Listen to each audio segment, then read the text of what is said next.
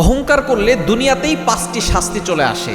এই 5টি আযাব আপনার উপরে চলে আসবে যদি আপনি অহংকার করেন। যারা অহংকার করে তারা কিন্তু কেউ ভালো থাকতে পারে না। যারা অহংকার করে জমিনে পা পড়ে না যাদের, এই সকল মানুষরা দুনিয়াতেই 5টি শাস্তি পাবে। মনে রাখবেন, অহংকার করে ফেরাউন টিকে থাকতে পারে নাই, নমরুদ অহংকার করে শেষ হয়ে গিয়েছে, ইবলিস অহংকার করে ধ্বংস হয়ে গিয়েছে, আবু জাহেল অহংকার করে শেষ হয়ে গিয়েছে। সুতরাং অহংকার করে কেউ টিকে থাকতে পারবে না। যারা অহংকার করে আল্লাহ তাদেরকে পছন্দ করেন না। আল্লাহ পাক রব্বুল আলামিন এটা পবিত্র কোরআন কারীমের ভিতরে নিজেই বলে দিয়েছেন যে অহংকারী যারা আছে তাদেরকে আল্লাহ পাক রব্বুল আলামিন পছন্দ করেন না। তাদের কি কি শাস্তি হবে? নাম্বার 1, 1 নম্বর হচ্ছে তারা দুনিয়াতে লাঞ্ছিত হবে। যারা অহংকার করে তারা দুনিয়াতেই 1 নম্বরে লাঞ্ছিত হয়। নাম্বার 2, দ্বিতীয় নাম্বার হচ্ছে তারা দুনিয়াতে ভালো থাকতে পারে না, অসুস্থ হয়ে যায় বেশি। দেখবেন একটা সময় আপনি অহংকার করে মানুষকে কষ্ট দিয়েছেন, আপনি শেষ সময় বেশি দিন ধরে অসুস্থ থাকবেন। এই অসুস্থ থাকলে আপনি বুঝতে পারবেন যে সুস্থতার নিয়ামতটা কত বড় ছিল।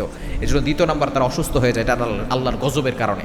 এবং 3 নাম্বার হচ্ছে আল্লাহ পাক রব্বুল আলামিন তাদের ভিতর থেকে নিয়ামতকে ছিনিয়ে নেন। অর্থাৎ আল্লাহ তাআলা আপনাকে যে নিয়ামত দিয়েছিলেন, এই নিয়ামত পেয়েই তো আপনি অহংকার করেছেন, এই নিয়ামত আপনার কাছ থেকে ছিনিয়ে নেওয়া হবে। এবং 3 নাম্বার হচ্ছে আল্লাহ পাক রব্বুল আলামিন তার মনের সকল আশাগুলো অপূরণ রাখবেন, তার মনের আশাগুলো আল্লাহ তাআলা পূরণ করবেন না, কেননা সে অহংকার করেছিল। এবং 5 নাম্বার হচ্ছে সে যেহেতু অহংকার করেছে, এজন্য দেখা যাচ্ছে দুনিয়াতে তার ভালো কোনো কাজগুলো সফল হবে না, সে সব জায়গায় সে ব্যর্থ হবে।